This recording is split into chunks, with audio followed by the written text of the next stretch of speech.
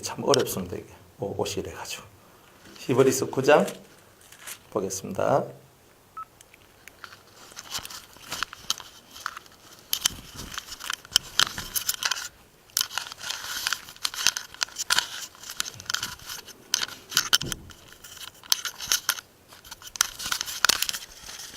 네, 히브리서 9장 1절로부터 보겠습니다. 첫 언약에도 숨기는 예법과 세상에 속한 성소가 있더라. 예비한 첫 장막이 있고 그 안에 등대와 상과 진설병이 있으니 이는 성소라 일컫고 또 둘째 휘장 뒤에 있는 장막을 지성소라 일컫나니 금 향로와 사면을 금으로 싼 언약궤가 있고 그 안에 만나를 담은 금 항아리와 아론의 쌍난 지팡이와 언약의 비석들이 있고 그 위에 속죄소를 덮는 영광의 그룹들이 있으니 이것들에 관하여는 이제는 낯이 말할 수 없노라.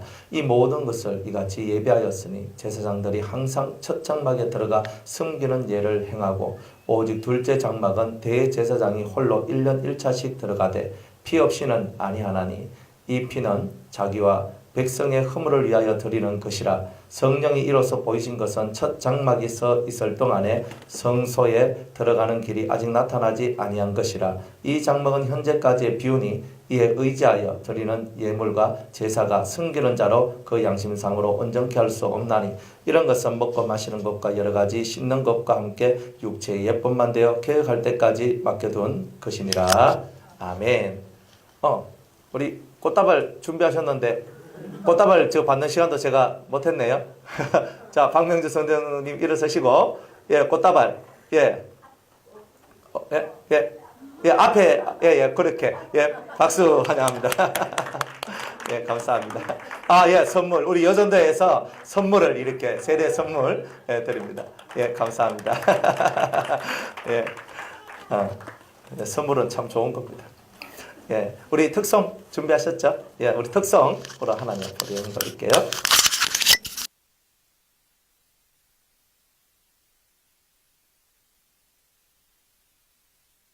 모든 찬송을 받아 주옵소서. 우리 묵문사님의 이 찬송을 통하여 하나님 영광 받으시고 우리를 이끄시고 우리를 사랑하신 우리 하나님을 아버지라 부름을 감사하며 감격하며 살아가는 우리가 되게 하옵소서. 성령의 큰 축복하심이 우리 문집사님의 삶 위에 가득 채워지기를 원합니다. 은혜 내려 주시옵소서. 예수님의 이름으로 기도드리옵나이다. 아멘.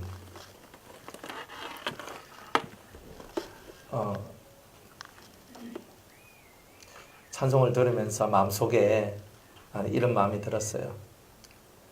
우리는 한없이 약하고 한없이 넘어지고 한없이 죄를 짓는데 하나님은 왜 그렇게 항상 우리를 향하여 손을 벌리고 계실까? 그 이유는 아마 제 생각에는 이런 것 같아요. 내가 정말 신이라는 것을 너희한테 보여주고 싶다는 거예요. 어떤 누구도 우리를 이렇게 기다려주고 이렇게 우리를 위하여서 많은 사랑과 은혜를 베풀어 준 신이 어디 있겠는가? 저는 불교도 다녀보고 유교 제사도 많이 지내보고 많이 지내봤거든요. 종손이니까 제사는 얼마나 많이 지냈겠어요. 거기에다가 우리 누나가 절을 하니까 절에 가서 부처님한테 얼마나 또 갖다 또 빌었는지. 또 제가 우리 집에 아들이 하나밖에 없어가지고 가면 항상 절을 위해서 있잖아요. 절에서도 절을 위해서 하는 거예요.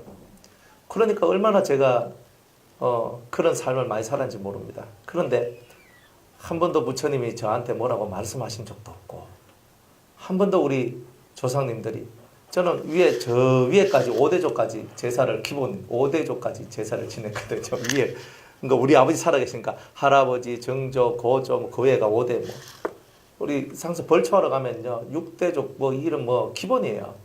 그래가지고 저 위에 보도 못하고 듣도 못하신 그분들을 향해서 가가지고 절을 하고 산소 가서 벌초하고 절하고 성묘하고 벌초하러 가는데도 하루 가지고 안 돼요.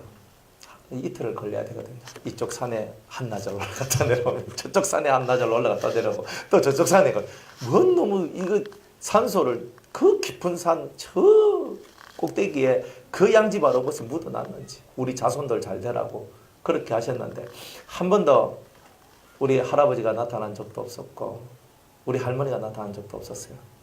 수십 년 동안 제가 맷밥에다가 그저 숟가락을 꽂아 드리면서 잡수이소 잡수이소 하고 살아와도 한 번도 저한테 나타난 적이 없어요. 그런데 하나님은 예수님은 저한테 나타나셨거든요. 그러니까 하나님은 사실은 나중이고 예수님을 제일 먼저 만났죠. 실제로 그 예수님을 만나고 이야 이게 예수님이시구나. 나는 예수를 믿었지만 예수님을 실제적으로 본 적이 없었죠. 그런데 어느 날 예수님을 만나요. 큰 빛 가운데 계신 예수님을 만나요. 아 진짜 예수님이 계시네. 이때까지 내가 그냥 머릿속에 마음속에 믿음으로만 가졌던 그 예수님이 진짜 계시네. 제가 그거를 체험을 했거든요. 그리고 나중에 신앙생활을 열심히 했어요. 그래서 기도를 많이 하고 되게 집중도 많이 하고 그러다 보니까 어느 날 제 앞에 환상이 탁 열리면서 살아계신 하나님을 보게 돼요. 탁 열려요. 열리면서 하나님께서 정말 내 앞에 계시는 거예요. 내 앞에 계셔요. 정말 항상 내하고 일정한 거리를 두고 차를 타고 가도 일정한 거리고 걸어가도 일정한 거리고 뛰어가도 일정한 거리 항상 하나님이 제 머리 위에 계시는 거예요. 제 앞에 머리죠. 그리고 그 환상을 통해서는 제가 살아계신 하나님 앞으로 갔죠. 하나님 계시구나. 정말 보좌 위에 하얀 세마포를 입고 하나님이 계시는구나. 더 이상 부정할 수 없는 증거. 내가 이 성경을 통해서 믿었던 예수님, 믿었던 하나님을 그대로 만나보니까 누가 뭐라 해도 하나님은 계시고 예수님 살아계시다. 그 말을 할 수밖에 없는 그런 모습이 되는 것. 이것을 발견하게 됐어요. 그래서 참 감사하다. 그래 인생이 아무리 험하고 험난한 일이 와도 그 험난한 일 속에서 이겨낼 수 있는 이유가 있다면 그거는 하나님이 내 아버지가 되시고 예수님이 내 주님이 되시기 때문에 그런 것이다 이 말이에요. 그러니까 여러분 인생 속에 우리의 인생 속에 좋은 일만 찾아오겠습니까? 좋은 일만 찾아오지 않습니다. 저는 이 성경 속에 있는 인물들을 바라보면서 참 많이 가슴 아팠거든요. 왜 가슴 아팠냐면 다윗도 충성스럽게 일만 했는데 저희 사울 왕한테 목숨을 맨날 빼앗길 위기에 처해요. 나중에 우리 또 사도 바울과 같은 분은 자기가 예수를 핍박하다가 예수를 만나고 회심을 해요. 회심을 해가 돌이켜서 예수님을 막 증거하는 거예요. 옛날에는 예수님 때려잡는 사람이었는데 이제 예수님을 막 증거를 해요. 예수님을 막 증거를 하다 보니까 그 원래 자기 편에 있던 그 유대인들이 결사대를 만들어요. 저놈을 죽이기 전에는 우리는 밥도 안 먹고 물도 안 마시고 나는 그렇게 살겠다 하는 사람들이 생겨나기 시작했어요. 바울이 무슨 잘못을 한 것도 아니고 뭔 엄청난 그런 일을 한 것도 아니에요. 그럼에도 자기들을 배반했다는 거예요. 유대인을 배반했고 유대교에서 기독교로 넘어왔기 때문에 너는 우리의 배반자고 그래서 우리는 너를 죽일 수밖에 없다고 합니다. 그런데 한 번도 그들 손에 잡히질 않아요. 한 번도 잡히질 않아요. 대신에 자기가 이때까지 예수 믿는 사람을 수없이 핍박했던 그것에 대하여서 자기도 예수를 전파하며 핍박을 받게 돼요. 40에 하나 가만매 39대 40대를 때리면 사람이 죽을 지경이 된다 그래서 40대는 못 때리게 하는 것이 유대인의 법입니다. 39대 바로 죽기 직전까지 가서 매를 멈추는 것을 5번을 했대요. 그러니까 실제로 따지면 5번 죽을 고통을 당했다는 거예요. 그리고 배가 파손이 되고 그리고 물의 위험, 강도의 위험, 불의 위험, 동족의 위험 온갖 위험을 당하면서도 그 속에 예수님이 자기의 주님이 살아계셔서 항상 함께 계신다는 것을 느끼며 살게 됩니다. 부인할 수 없는 그러면서 자신의 인생 속에 내가 나의 달려갈 길, 이 모든 길을 다 마쳤고 내 믿음을 지켰고 내가 정말 나의 달려갈 길과 내가 지켜야 될 이 모든 믿음과 내가 살아가야 될 이 모든 의의 길들을 난 다 지켰기 때문에 하나님께서 나한테 이제는 의의 멸관을 주실 것이다. 이렇게 약속을 하시는 거죠. 인생은 고난을 위해서 났습니다. 저는 그거를 정확하게 인식을 하고 이해를 하고 압니다. 알 수밖에 없는 게 우리가 고난을 당할 수밖에 없는 이유가 우리의 죄가 크기 때문이에요. 저와 여러분들이 인생 속에 수많은 고난을 당한다면 그 고난은 다 나의 죄 때문에 일어난 일이라고 여러분이 생각하셔도 무방합니다. 그러나 주님께서 왜 이 고난을 주셨냐면 고난을 주신 이유가 우리의 죄를 씻어주기 위해서 고난을 준비하셨다는 거예요. 우리가 고통을 당하다 보면 뼈저리게 자신의 죄에 대하여 회개하는 마음이 생겨나게 돼 있어요. 이 심령 속에서 하나님, 제가 잘못했습니다. 제가 잘못했습니다는 이 뼈저린 회개가 하나님 앞에 상달이 됨으로 말미암아 이 사람이 다시는 그러한 죄를 짓지 않고 또다시 죄 속에 빠지지 않도록 만들어내시는 하나님의 은혜로운 섭리가 그 안에 담겨져 있다는 거죠. 오늘 저와 여러분들이 우리가 이 찬양 속에서나 또한 우리의 삶 속에서 정말 여러분을 향하신 하나님의 큰 사랑과 그 고귀한 뜻을 깨닫게 되면 오히려 매일매일 내게 함께 하시는 그 예수님과 하나님을 찬양할 수밖에 없는 그런 일들이 있게 될 것입니다. 우리는 개혁된 세상에서 살아야 돼요. 개혁이라는 것이 뭐냐면 잘못된 것을 고쳐 올바르게 만들어낸 세상이라는 뜻이에요. 그러면 우리가 이 세상을 올바르게 고칠 수 있습니까? 못 고칩니다. 결론은 안 됩니다. 그러나 내가 있는 내 삶의 장소에서 여러분이 하나님 앞에 빛이 되시면 어둠에 있는 자들이 변화될 수 있습니다. 우리는 태양처럼 밝을 수 없어요. 하지만 태양의 빛을 받은 달처럼 어두운 가운데 길을 잃어버린 사람들한테 그 달의 빛이 착 비춰지니까 밝아서 그 어둠의 길을 살펴갈 수 있잖아요. 그러니까 우리가 햇빛과 같은 자가 된다는 말은 우리한테는 너무나 사실은 과분한 말이에요. 그럼에도 불구하고 주님은 너희들이 나와 같이 햇빛이 될 것이다 라고 말씀해 주시고 약속해 주시는 거죠. 그리고 우리가 인생 가운데 수많은 일들이 여러분들에게 다가온다 할지라도 이걸 알아야 됩니다. 개혁된 삶을 살기 위해서 이런 일들이 오는구나. 무슨 개혁이냐? 올바른 삶으로 올바른 마음의 모습으로 돌이키는 개혁이다. 그러니까 내 하나가 돌이키면 내 옆에 있는 누군가가 영향을 받게 됩니다. 제가 이 부모님들 있고 그 밑에 자녀들이 있는데 그걸 제가 봐요. 보는데 부모님이 되게 사이가 좋아요. 되게 사이가 좋으면 그 자식들이 부모님을 탁 쳐다보면서 나도 저렇게 살고 싶다. 선망을 가져요. 그러면서 나도 빨리 결혼해야지 뭐 이런 마음을 가져요. 그런데 부모님이 허구한 날 싸워. 그래 싸우는 그 자녀들은요. 결혼에 대해서 어떻게 생각하냐면 결혼은 내가 죽으러 들어가는 거예요. 결혼은 싫어. 그래가지고 딸 있고 아들이 있으면 틀림없이 둘 중에 한 명은 나 결혼 안 해. 이런 자가 나와요. 그러니까 본 것이 뭐냐? 고통이거든. 나는 저렇게 살 바에 나는 결혼 안 하겠다. 내가 저렇게 살 바에 나는 결혼 안 하고 나는 내 맘대로 살겠다. 이렇게 나와요. 어떤 사람은요. 맨날 집에서 부모님이 싸우니까 이 자식이 나는 빨리 결혼해서 집을 떠나야지. 진짜 그렇게 돼요. 나는 빨리 결혼해서 집을 떠나야지. 그러니까 얼른 결혼해서 얼른. 그러니까 이거 극단적으로 자식들이 변화가 돼요. 그리고 어쨌든 빨리 부모 곁에서 떠나기를 원해요. 나는 부모가 싫어. 나는 부모 곁에 있는 게 지옥 같아. 난 떠나갈 거야. 나 시집 안 가. 난 장가 안 가. 그러면서 부모 속을 있는 대로 뒤집어 놓거든요. 그러면서 우리가 인생을 살아온 그 삶에 대한 값을 부모가 잘못 산 거에 대한 값을 자녀를 통해 우리가 받게 되고 그 모든 인생의 어떤 슬픔들이 내한테는 찾아오지 않을 것 같은 슬픔들이 나에게 찾아오게 되는 일들이 나오더라는 거예요. 그래서 하나님께서는 그러면 이 모든 것을 어떻게 정리하고 해야 되냐? 네 마음이 개혁돼야 된다. 개혁돼야 된다. 그죠? 그럼 제가 사모님한테 제일 많이 듣는 소리가 뭔지 아십니까? 네? 우리 사모님한테 제일 많이 듣는 소리.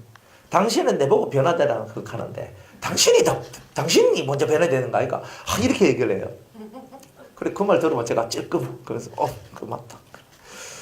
목사님 설교는 다른 사람 뭐 변화되라고 하지 말고 자기가 변화되라 해놓고 와 당신은 안 변화되면서 와 나보고만 변화되라 하는 겨 뭐 이렇게 나오니까 제가 할 말이 없어. 그 말이 맞네. 그죠? 그 우리 인생이라는 게 뭐냐 하면은 그런 것 같아요. 남 보고 첫날 만날 변화되라고 해봐야 소용이 없어요. 내가 바뀌어야 되는 거예요. 그러니까 아무리 우리가 좋은 소리, 좋은 말 많이 하고 살아도 내가 바뀌지 않으면 항상 가장 가까운 곳에서 니나 잘하세요라는 소리를 들을 수밖에 없는 거예요. 그러니까 우리는 오늘도 변함없이 남 보고 네가 내한테 잘해라 하는 소리 하지 말고 내가 개혁되는 거, 내가 바뀌어가는 거, 이것을 향하여 달려가자는 거예요. 그러니까 그런 심령을 가진 사람한테 하나님께서 이 성막에 대한 말씀을 허락해 주시는 거예요. 성막의 말씀이 뭡니까? 우리 육이 해야 될 일과 마음이 해야 될 일, 영이 해야 될 일들을 찾아가라는 거예요. 그렇다면 내 육은 뭘 해야 돼요? 하나님의 은혜의 장소에 내가 가서 회개하는 일을 해야 된다. 이게 우리 몸이 해야 될 일이에요. 그 다음 마음은 뭘 해야 돼요? 마음에 내 양심 속에는 성령을 담고, 그리고 내 지식, 내가 깨닫는 이 깨닫는 마음 속에는 지식, 하나님을 아는 지식을 담아야 된다는 거예요. 그리고 내 속에 의지 속에는 뭘 해야 되냐면 믿음의 기도를 해야 되는데, 내 속에 있는 온 의지를 다한 의지적 믿음의 기도를 하나님 앞에 올려야 된다는 거예요. 오늘 이 마음이 해야 될 세 번째 일, 이 세 번째가 뭐냐면 의지적 믿음의 기도를 하라는 거예요. 여러분, 의지라는 것은 뭡니까? 반드시 내가 해야 된다는 그것이 의지라는 거예요. 반드시 내가 해야 된다. 여러분, 기도해야 된다는 생각을 해야 안 해요? 그런데 뭐가 없어요? 의지가 없죠. 강한 의지가 없어요. 해야 된다는 건 알아요. 그럼 뭐가 하는 거예요? 머리가 하는 거죠. 때로는 마음이 아는 거죠. 하나님 앞에 내가 기도를 해야 돼. 하나님 앞에 내가 예배를 드려야 돼. 하나님 앞에 내가 이렇게 살아야 돼. 이거는 뭐예요? 지식의 세계란 말이에요. 그런데 내가 이렇게 해야 돼, 이렇게 해야 돼가 있어도 못하는 이유는 내 의지가 강하지 못해서 그런 거죠. 그러면 내 의지는 어떻게 되어야 됩니까? 강하게. 근데 내 의지가 강하게 되려면 하나님을 진실하게 믿는 그 믿음이 우리 심령 속에 들어와야 돼요. 그래서 의지가 있어야 되는데 의지적으로 기도하되 우리는 뭘로 기도한다? 믿음으로 기도한다는 거예요. 그러니까 여러분들이 믿음이 충만하면 뭐가 충만하다? 의지가 충만해집니다. 내가 믿음이 떨어지면 뭐가 떨어진다? 의지가 떨어져요. 여러분, 믿음이 떨어지면 당장 여러분들이 신앙생활 하는데 신앙생활이 나태해지기 시작하는 겁니다. 그러니까 여러분들은 의지를 강화시키려면 당연히 믿음을 강화시키는 일을 해야 돼요. 그럼 믿음을 어떻게 강화시킵니까? 믿음은 들음에서 난다 그랬잖아요. 그러니까 자꾸 들어야 되는 거예요. 제 제자 중에 한 명이 이게 모시마들이 2명 있는데, 여러 명이 있어요. 있는데 그 중에 가장 특이한 애들이 2명이에요. 이 2명은요, 어떤 애들이냐면 이 말씀을 듣고 이게 진리다라고 생각을 하고 난 그 다음부터 해가지고 말씀을 듣기 시작하는데, 제가 그 네이버에 들어가면 엔클라우드라고 있거든요. 거기에다가 30기가 총 90기가인데 거기에 여러분이 별로 듣지 못했던 그런 설교들이 있거든요. 옛날에 제가 했던 설교들이 있는데 그 설교들을 제가 거기에 쫙쫙쫙쫙 올려놓은 게 있어요. 그러면 그 30기가 해도 mp3 하나 해봐야 이게 몇 메가 되겠어요. 근데 이게 하여튼 100메가 치더라도 엄청나게 많은 설교를 제가 거기에 올려놨는데 이 아이들이 그 말씀을 섭렵하기 시작하는데 엄청나게 말씀을 듣기 시작하는 거예요. 그래서 듣기 시작하고, 두 번째, 성경을 안 읽으면 질문할 자격이 없다 그래서 성경을 읽게 만드니까 얼마나 또 성경을 읽는지 모릅니다. 그래가지고 칠독 안 하면 내가 너희 질문 안 받아준다. 그러니까 미친 듯이 칠독을 하는 거예요. 공부하면서. 방학에는 아예 문 탁 걸어 잠가버리고 방 안에 딱 들어가가지고 성경 읽고 기도하고 이것밖에 안 하는 거예요. 눈 아프면 그죠? 기도 막 한참 하다가 또 눈 떠서 눈이 괜찮아지면 성경을 읽고 이렇게 하는 거예요. 그래가 3학기 만에 성경을 칠독을 하는 거예요. 1년 반 만에. 그러니까 애들이 제가 이렇게 봐도 엄청나거든요. 어떻게 저렇게 할 수 있나? 야, 내가 저 나이 때 저렇게 못했는데 얘네들은 그런 걸 다 하네. 그렇게 딱 했어요. 그렇게 하면서 하는데 하나이는요. 하나이는 성령이 충만해지면서 찬송을 짓고 이렇게 복음성가를 자기가 직접 찬송을 지어요. 지으면서 기타를 치면서 찬송을 부르는데 얼마나 은혜로운지 몰라요. 우리가 이제 우리 경건 캠프 가면 주제송이 있거든요. 순결한 신부라는 찬송이 있어요. 나 순결한 신부 되기 위하여 이런 찬송이 있어요. 근데 그 찬송을 얘가 지었거든요. 그러니까 걔가 막 여러 가지 찬송을 짓는데 찬송을 들을 때마다 막 물컹물컹한 게 얼마나 은혜롭게 찬송을 잘 짓는지 몰라요. 애가 성령이 충만하고 극하다가 모질해가지고 얘가 책을 써버려요. 아예. 너무 말씀을 많이 듣다 보니까 얘가 엄청나게 이렇게 똑똑하거든요. 자기가 들었던 말씀들을 다 조합해가지고 책 한 걸 만들어 입단만큼 책을 만들어가지고 저한테 딱 갖다 놓는 거예요. 목사님 읽어보십시오. 그래서 제가 이것도 뭐냐. 근데 제가 읽을 시간이 없어요. 야, 읽을 시간이 너무 없다. 그런데 이제 제가 대충 살펴봤거든요. 그러니까 야, 얘네들이 이런 식으로 살아가는구나. 나이 이제 겨우 20대인데. 어떤 한 친구는요, 말씀에 완전 탁 이렇게 빨려 들어가 어마어마하게 또 말씀을 듣는 거예요. 성경 읽고 말씀 읽고 성경 읽고 말씀 읽고 핍박이 오고 고난이 와도 그것을 통과하고 넘어가고 내가 진리 때문에 살겠습니다. 그래서 서울에서 대구 내려오네. 걔 얼마나 그죠? 아버지가 목사인데 그 아버지가 가르쳐 주시는 말씀보다 이 말씀이 월등하고 진리가 충만하다 하는 것을 알고 서울에서의 모든 생활을 접고 대구 탁 내려와요. 1절 순종밖에 안 했어요. 이렇게 해라 하면 예. 그대로 와요. 그대로 와서 그대로 순종하고 그대로 가요. 정말 사람이 변화되고 사람이 하나님 앞에 은혜 받는 거는 철저하게 이 하나님의 말씀을 듣는 데서 시작되고 그리고 읽는 데서 그 대단한 어떤 축복된 은혜들이 내려온다는 것을 발견하게 돼요. 여러분들 들을 때 어떻게 듣습니까? 들을 때 정신을 갖고 들어야 됩니다. 정신이 없으면 들어도 내 안에 없어요. 어린아이들은 상관없어요. 우리 예린이나 예진아 이런 아이들은 어린아이들은요. 뛰노면서 왔다 갔다 하면서 뭔 말을 듣긴 듣는데 얘네들은 아직 이성이 여물지 않기 때문에 이 잠재의식 속에 이 말씀들이 다 들어갑니다. 애들이. 우리 김시현 집사님 뱃속에 있는 애기도 와서 말씀을 듣잖아요. 그러니까 엄마가 오니까 애는 당연히 오는 거잖아요. 엄마가 오니까 애는 당연히 와. 근데 당연히 오는데 이 애가 이성이 있어가지고 이 말씀을 듣고 깨달았어. 뭐 이런 건 없어요. 그런데 이 아이가 이 말씀을 듣고 축적해놔요. 자기 잠재의식 속에. 그러다가 어느 날 성령이 그 아이한테 임하고 그리고 그 아이 속에 성령이 역사하면서 큰 깨달음을 딱 주면서 자기가 듣도 보도 못한 말들을 막 엄청나게 하기 시작하는 거예요. 그러면서 아니 너는 어디서 네 이런 말씀들을 배웠고 어디서 이런 말씀을 들었느냐. 자기는 몰라. 근데 나도 모르는데 제 속에서 이런 말씀들이 자꾸 나옵니다. 이렇게밖에 설명을 못하는 거예요. 근데 그것이 어디서부터냐. 엄마 뱃속에서부터 어떤 말씀을 듣고 살았냐에 따라서 애들이 말하는 이 잠재의식 속에 들어있는 말씀들이 달라지는 거예요. 그러니까 맨날 어릴 때부터 은혜 받고 예배 드리고 하는데 이런 데서 뭐 싸우고 울고 찌지고 뻗고 해도 이 안에서 있는 애들하고 그죠? 바깥에서 그런 거 없이 그저 뭡니까 세상 그런 가르침 유치원 다니고 어린이집 다니면서 거기서 동료 배우고 이 세상의 것들 배우고 이런 아이하고 처음에는 그 아이들이 훨씬 더 동료 배우고 세상에서 하는 거 여러 가지 이런 거 배우고 배우고 하는 것이 훨씬 더 낫는 것처럼 보이는데 나중에 궁극적으로 하나님이 하시는 것을 보면은 엄마 뱃속에서부터 하나님의 말씀을 듣고 살아나왔던 이 아이들이 나중에 커서 하나님 앞에 아주 귀하게 쓰임을 받는 이 일들이 많아지더라는 거예요. 그러니까 어릴 때는 애들 손을 붙들고 애들이 듣든지 아니 듣든지 예배당에 탁 놀아도 예배당에서 울어도 예배당에서 뭘 해도 예배당에서 이렇게 만들어 놓으면 이 들음이 뭐가 되느냐 믿음을 만들어내고 이 들음이 자신의 인생을 바꿔놓는 겁니다. 여러분 내가 왜 변화가 안 될까?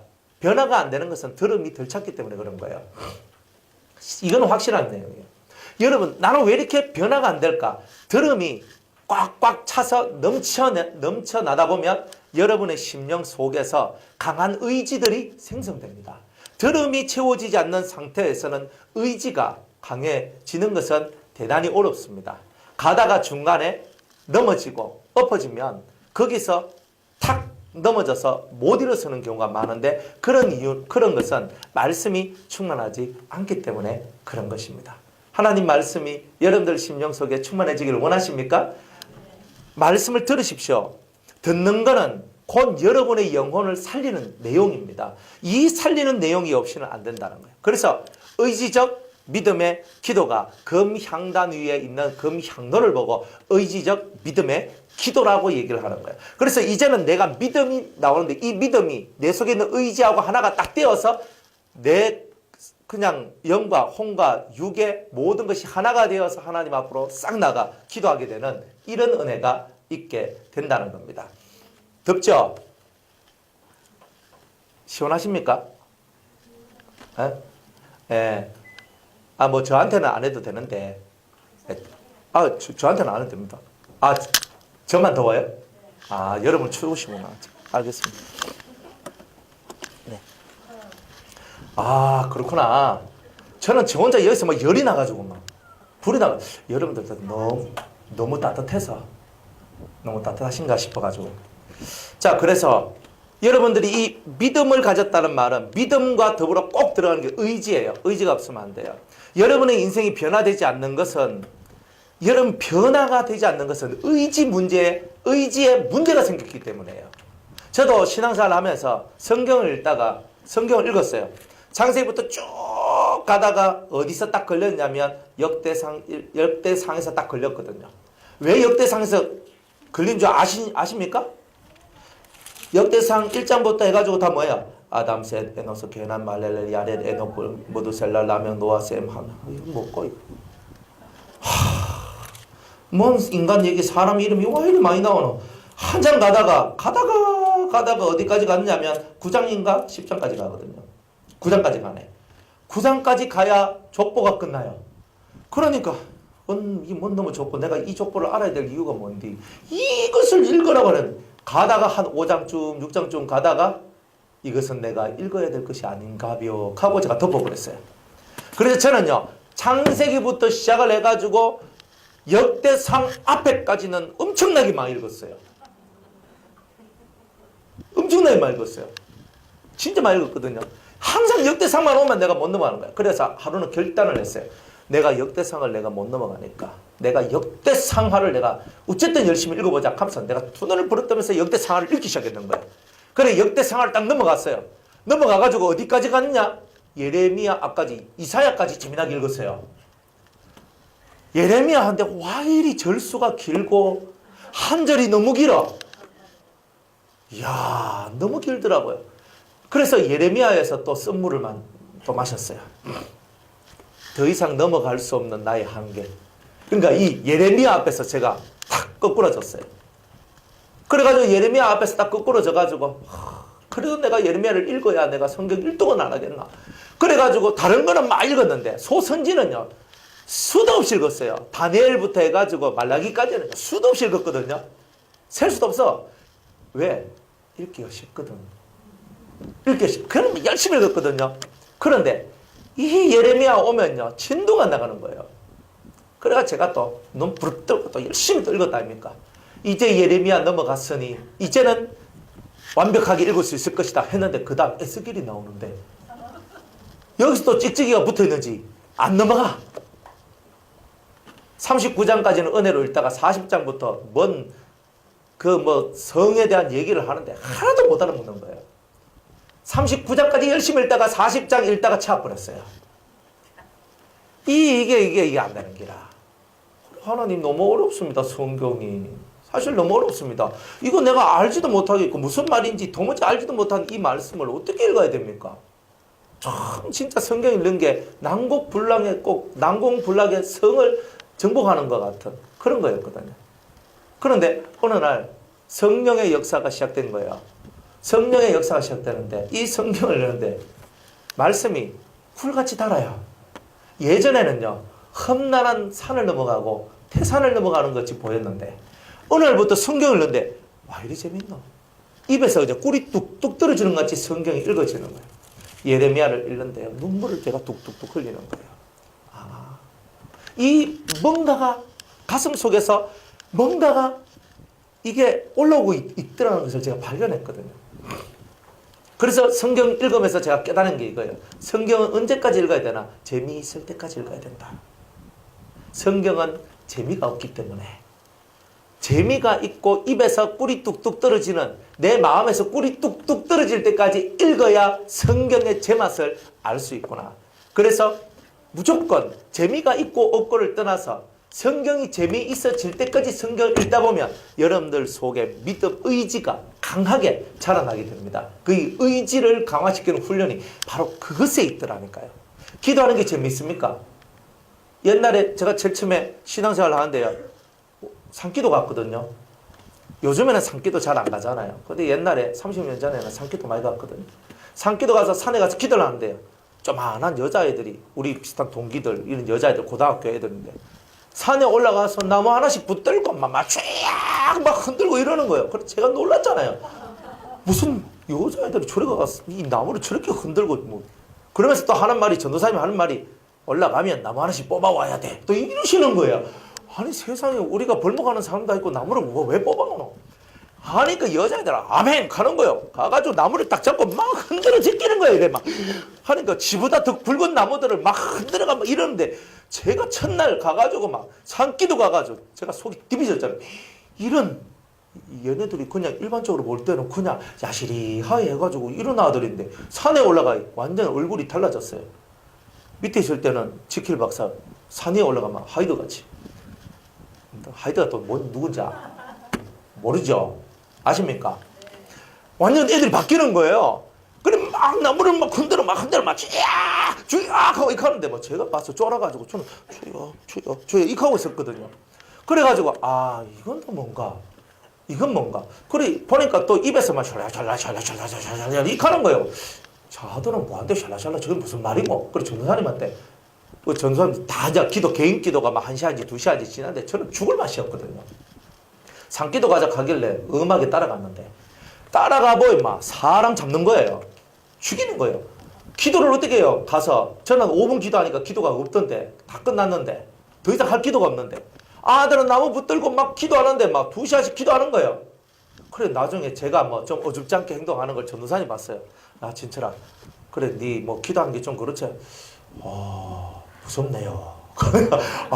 무섭네요. 근데 자들, 저 여자애들, 자들 입에서 뭐 샬락샬락 하는 말이 나오던데 저건 뭡니까? 그러니까 그거는 방언이라 하는 거다. 방언이 뭡니까? 방언은 하나님께서 우리에게 주는 그 은사인데 천국 말이다. 그런 거예요. 그래요. 그래요. 뭐 그 다음에 설명 별로 없었어요. 그래요. 하고 그냥 넘어왔어. 이 사람들 그렇게 가는데 처음에는요, 기도하라고 가는데 5분을 더 기도 못하는 거예요. 그래 제가 있는 힘을 다해서 기도했습니다. 5분을 넘어가리라고. 기도를 하다 보니까 15분을 했어요. 15분을 하니까 더 이상 기도가 할 게 없어요. 하나님 도와주있어, 이거 해주있어, 저거 해주있어, 이거 해주있어 했는데 15분이면요 떡을 치고도 남아요. 이야, 15분 자들은 어떻게 해서 저렇게 받노? 저렇게 기도를 많이 하고 저렇게 살아가노? 그랬거든요. 그러니까 이 전도사님 뭐라고 하느냐면, 니도 방언을 받아라 이렇게 하시는 거예요. 그래가지고 방언 받으면 저리 오래 합니까? 그렇게 하는 거예요. 방언 받으면 오래 한다는 거예요. 그때부터 시작을 내가 방언을 달라고 기도했는데 4년 동안 쇠가 빠지게 기도해도 방언을 못 받았어요. 그래가지고 막 열심히 기도하는데 안 되는 거라. 그러니까 한국말로 기도하는데 한계가 1시간이에요. 제가 어디까지 기도했냐면 1시간까지 기도했거든요. 한국말로 기도하는데 하나님 아버지 샬라 뭐냐 진짜 사돈의 8천의 그 시기까지 다 끄집어내서 기도해도 1시간 이상 기도를 못해. 그래서 더 이상 기도가 안 되는 거예요. 그런데 방언 달라고 해도 절대 방언을 안 줘요. 하나님 못했잖아요. 왜 달라고 하면 그냥 쌈박하게 주시면 얼마나 좋습니까? 안 줘요. 그래가지고 몇 살 때 받았냐면 18살 때부터 방언 달라고 기도를 했는데 23살인가? 그때 제가 받았거든요. 얼마나 슬픈지 몰라요. 제가 방언 받았던 얘기들 해드렸죠. 방언 하나 받는데 은사 중에 제일 쉬운 게 방언이거든요. 받는 은사 중 제일 쉽게 받을 수 있는 게 방언인데, 이 방언 하나 받는 게 신앙생활 시작해서 6년이 걸렸고요. 그리고 내가 딱 작심해서 기도를 방언만 받으려고 방언 받으려고 기도했는데 4년을 부르짖고 기도했어요. 못 받는. 그렇게 하다가 어느 날 방언을 받았어요. 23살 때. 그때부터 해서 제 기도가 바뀌기 시작했어요. 얼마만큼 기도하냐면 밤새도록 기도하기 시작해요. 예전에는 그죠? 온갖 것 다 끄집어 내도 1시간이면 떡을 치는데 방언을 딱 받고 난 다음부터 다다다다다다 기도하고 나니까 새벽 기도예요. 새벽 기도 마치고 다다다다다 하다가 집에 가야 돼. 버스 타고 가가지고 버스 타고 1시간이거든요. 1시간 내도록 기도해. 집에 들어갔어요. 집에 들어가가지고 누워가지고 또 기도하는 거예요. 밤새도록 기도하고 그 다음 또 기도하고 해도 끝이질 않는 거예요. 밤새도록 기도하는 거예요. 그래서 야 방언 기도가 얼마나 좋으냐. 그때서 제가 알았어요. 밤새도록 기도하는 거예요. 그렇게 하도록 만들어졌어요. 그러면서 1시간 기도하다가 2시간인데 눈 딱 감고 옛날에는 눈만 딱 뜨면 한 30분이면 눈 한번 뜨거든요. 이제는 탁 걔가 눈을 탁 뜨면 1시간 반이 저절로 되는 거예요. 그게. 신기하다. 나는 옛날에 눈 한번 뜨면 한 30분밖에 안 됐는데 이제는 눈 감았다가 눈을 딱 뜨니까 1시간 반 되더라. 그 다음 2시간 되더라. 그 다음 3시간이 되더라. 이렇게 되는 거예요. 그런데 이 모든 것이 뭐냐면 내가 옛날에 성령의 역사가 없을 때는 힘이 없는 거라. 기도에 힘이 없다 보니까 아무리 기도해도 기도의 시간들이 그다지 많이 흘러가질 않더라요. 그런데 어느 때부터 성령의 역사를 하다 보니까 기도를 하는데 기도를 하다 보면 탁 뜨면 몇 시간씩 지나가 있는 것을 발견하는 거예요. 이게 성령의 역사구나. 그러다가 그때 제가 기도했을 때 제 상태를 보니까 시간에 구애도 안 받고 장소에도 구애도 안 받아요.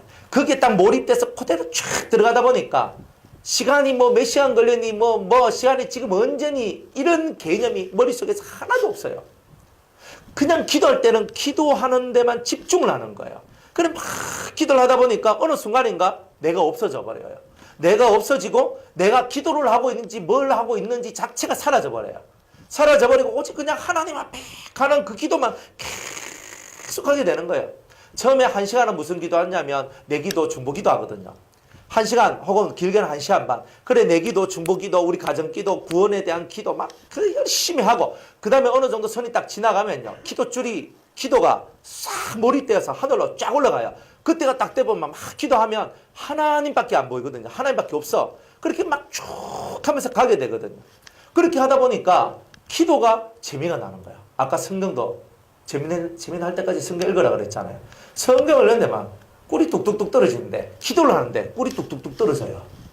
그러니까 이거구나. 그런데 그 모든 시간들이 뭐냐면 나한테는 그렇게 되기 위해서 내가 지나왔던 그 모든 시간들이 다 뭐냐? 인내의 시간이었고 내가 하나님을 믿고 의지가 발전된 시간이었다. 그런데 제 속에 의지가 약화될 때는 언제냐면 하나님의 말씀을 가까이 하지 않을 때, 그리고 제 속에 용기가 사라졌을 때, 믿음의 용기들, 담대함들 이런 것들이 사라졌을 때 제가 하는 기도가 점점 시들시들해진다는 것을 발견했어요.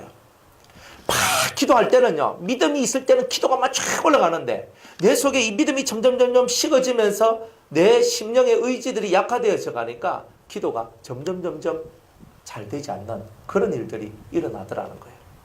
그래 여러분들이 의지적 기도라는 것이 뭐냐면 믿음이 강하면 강할수록 기도가 강해지는 거예요. 믿습니까? 하면 아멘 이건 하잖아요. 한번 해볼까요? 믿습니까? 아멘. 손 들어봐요. 아멘 한번 해봐요. 자, 믿습니까? 아멘. 믿습니까? 아멘. 믿습니까? 아멘. 예, 우리는 사이비 집단은 아닙니다. 근데 한 번씩 해봐야 될 필요성이 있어요. 그런데 내가 믿습니다 라고 할 때는요, 기도가 쫙 빨려 들어가요. 근데 내 마음속에 말씀의 힘이 내 속에 뒷받침해 주는 게 없으니까 믿습니다라고 시작했는데 끝에 보니까 내가 잘 못 믿고 있는 기도를 하고 있는 것을 발견해요. 그래서 여러분들이 어쨌든 간에 기도를 하셔야 되는데 기도는요, 그래서 제가 기도도 많이 기도해보고 성경도 많이 읽어보고 다 하면서 이제 지금 와서 여러분들한테는 이렇게 말씀을 해드리고 싶은데, 사람이 간절함이 없으면 의지도 없다. 딱 이거였어요.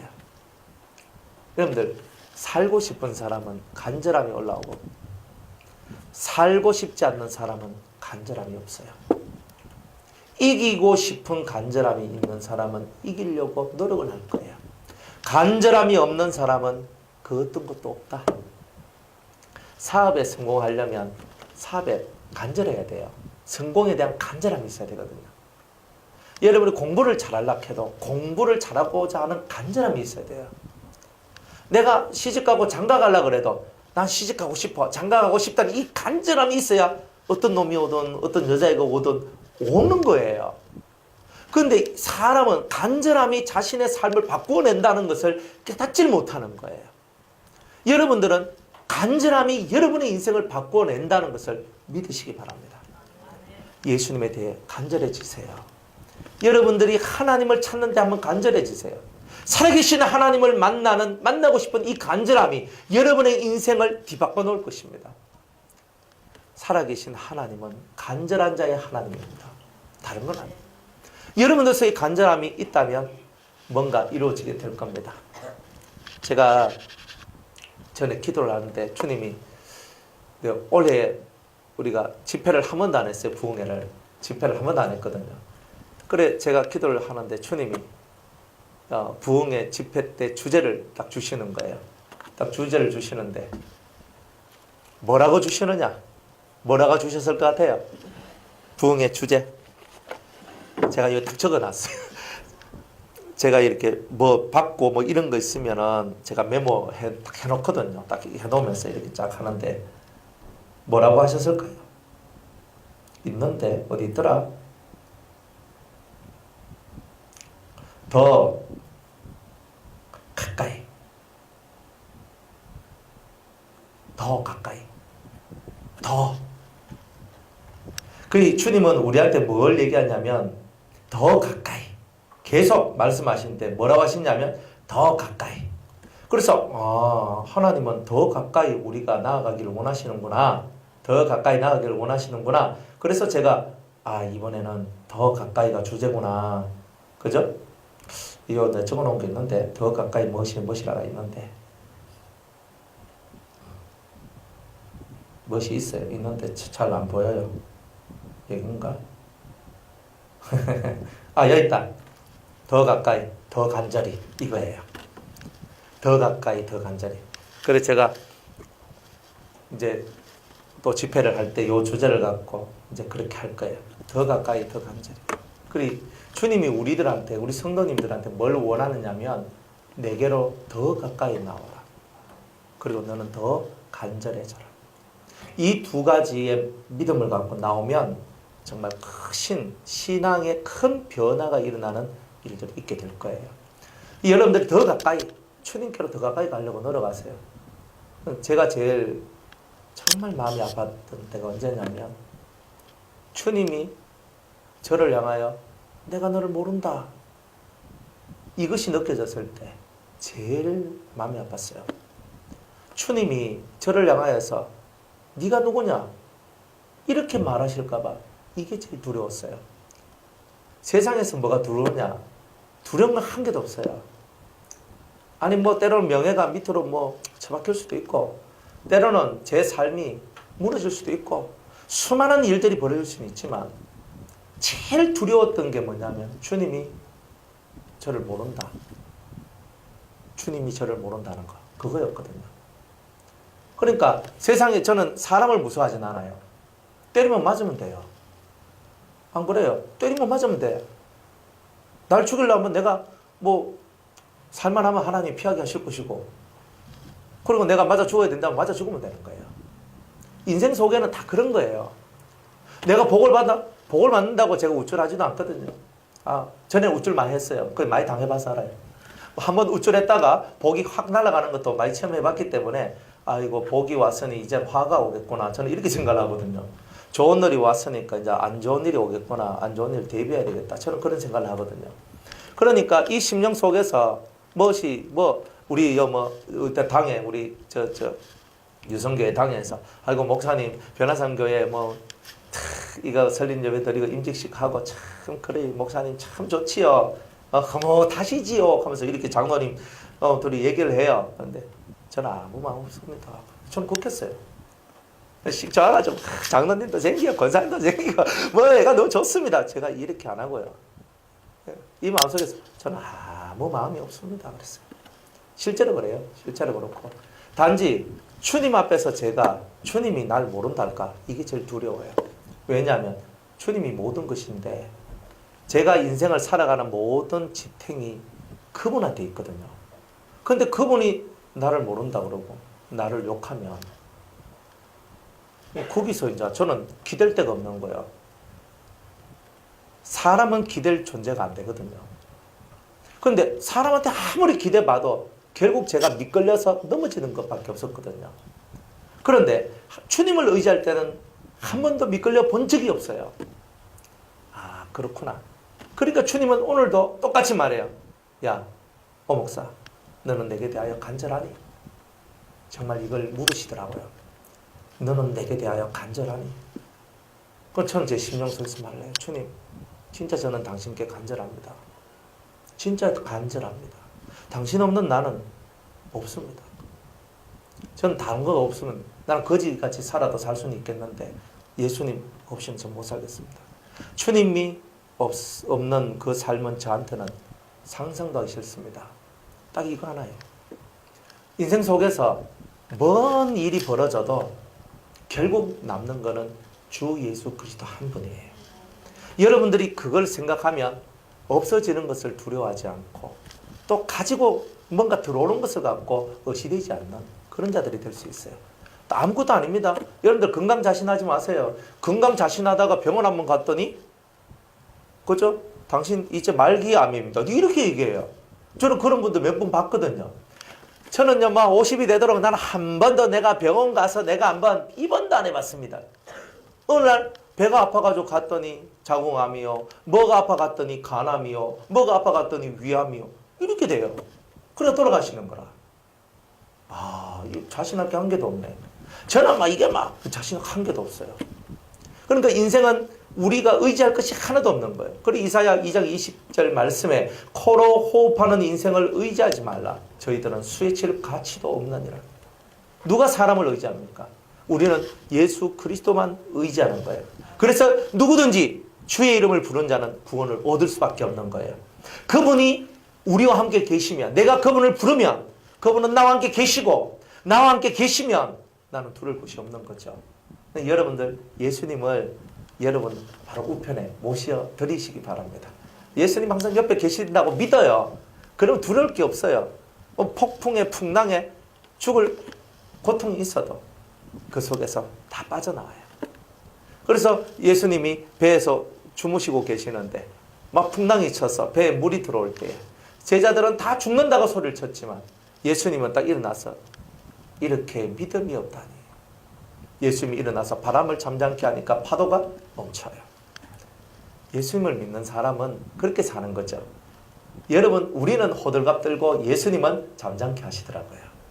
그러니까 우리 보고 이제는 이제 호들갑 그만 떨고 이 심령 속에 호들갑 그만 떨고 하나님을 바라보라. 주님을 더 간절히 바라보라.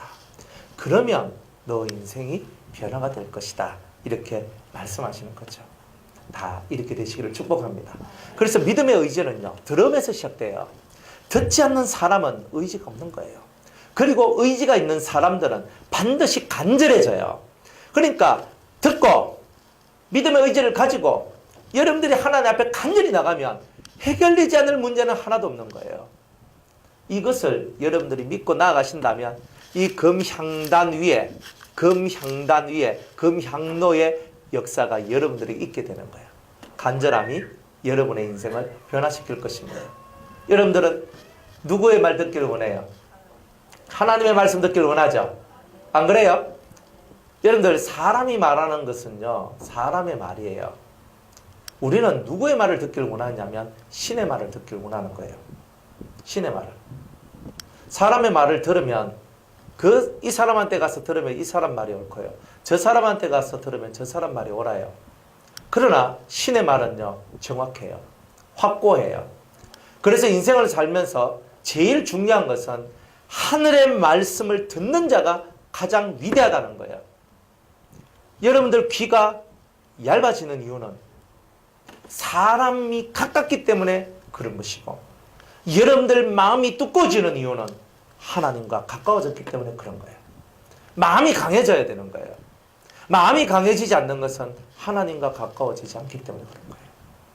마음을 강하게 하고 담대히 하시기 바랍니다. 하나님과 가까워지면 가까워질수록 하늘의 음성이 더 가까워집니다. 하늘의 음성이 가까워지는 자만이 강한 자가 될 수 있다는 것입니다. 그래서 저는 제가 늘 이렇게 말씀하잖아요. 저는 누구 얘기 누구에게 듣는 걸 싫어해요. 아, 목사님 이 사람이 이렇습니다. 저 사람 저렇습니다. 뭐 저 사람이 이렇습니다. 뭐 이런 얘기 저는 듣기 싫어요. 저는 사모님한테도 그런 얘기를 하지 마라 그래요. 저한테는 그런 얘기 할 필요 없다. 만약 주님이 어떤 얘기든지 간에 제가 알아야 될 얘기가 있다면 주님께서 나한테 알려주실 거다. 나는 그걸 믿는다. 그러니까 굳이 우리가 인간 세상 속에서 일어나고 있는 일들을 알아야 될 필요성이 없는 거예요. 악은 악으로 가고 선은 선으로 갈 뿐이에요. 여러분들은 선을 쫓아가는 사람은요, 사람의 일에 관심을 너무 많이 두지 마세요. 절대 여러분들은 무너집니다. 안 무너질 수가 없어요. 사람 세계는 다 그래요. 누군가가 저한테 전화를 왔어요. 전화를 와가지고 상담을 합니다. 세상 사람들은 다 늑대야, 여우야 그랬어요. 세상에 있는 사람들은 늑대요, 여우다. 늑대는 뭐냐? 남의 것을 빼앗아 먹는 것이 늑대다. 여우는 뭐냐? 장깨를 부리는 것이 여우다. 사람들은 늑대, 여우입니다. 뭐 남자는 늑대, 여자는 여우가 아니고 사람들 자체가 다 늑대와 여우의 모습을 다 가지고 있어요. 누구한테 것을 빼앗아 자기 것으로 만들고자 하는 늑대의 심정과 또 장깨를 부려서 현혹하고 미혹하는 역사를 만들어내는 그런 역사들이 다 있는 거예요. 그럼 여러분들은요? 늑대입니까? 여우입니까? 성도입니까? 성도는 늑대도 아니요, 여우도 아니요, 하나님의 사람이잖아요. 여러분 하나님 사람답게 사세요. 그러면 두려울 게 없어요. 주님이 여러분을 안다 할 때는요, 두려울 게 없는 거예요. 주님이 내 모른다 하면 그때는 볼 것도 없어요. 사람이고 나발이고 필요가 없어요. 주님이 내 모른다 하면 그때부터 내 인생은요, 저 지옥으로 떨어지는 거예요.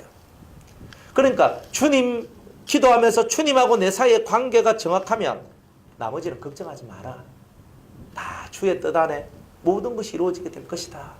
주님이 반드시 이루고자 하는 것이 있다면 틀림없이 이루고 가실 것이다 이 말이에요. 그걸 여러분이 믿고 오늘 하루도 성실하게, 오늘 하루도 방글방글 웃으며, 오늘 하루도 할렐루야 하며, 오늘 하루도 아멘 하며, 오늘 하루도 신나게 살다가 오늘 하루 내려오면 그 다음날 태양이 뜰 때 할렐루야 하고 감사하고 기쁨으로 또 그날 하루를 살면 되는 겁니다. 의지. 오늘의 주제는 뭐냐? 말씀이 여러분들 속에 들어오면 의지가 생기고 그 의지는 간절함을 만들어 여러분들이 갈 수 없는 하늘길을 걸어가도록 만들어낸다. 이것을 얻어낸 자만이 심령의 평화와 자유를 얻을 수 있다는 거예요. 다 그렇게 되시는 여러분들 되시기를 주의 이름으로 축복합니다. 여기까지 하겠습니다.